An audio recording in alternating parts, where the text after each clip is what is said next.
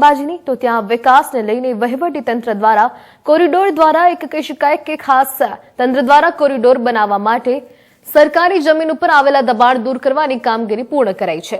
વાત કરીએ ખાસ આગામી સમયમાં જે લોકોના દબાણ તૂટ્યા છે તેમનો સર્વે કરી અને તેમના આવાસ યોજના હેઠળ તેમના મકાનોની ફાળવણી પણ કરવામાં આવશે। બનાસકાંઠા જિલ્લામાં યાત્રાધામ અંબાજીના વિકાસ માટે અંદાજિત લગભગ 1200 કરોડ જેટલો વિકાસ પ્લાન પણ મંજૂર કરાયો છે। આ અંગે જિલ્લા કલેક્ટર મિહિર પટેલે જણાવ્યું છે કે અંબાજીના વિકાસના ભાગરૂપે કોરિડોર તૈયાર કરવાનો છે, જેથી ખાસ સરકારી જમીન પર આવતા જે દબાણો છે તે દબાણોને દૂર કરવાની કાર્યવાહી પૂર્ણ કરાઈ છે।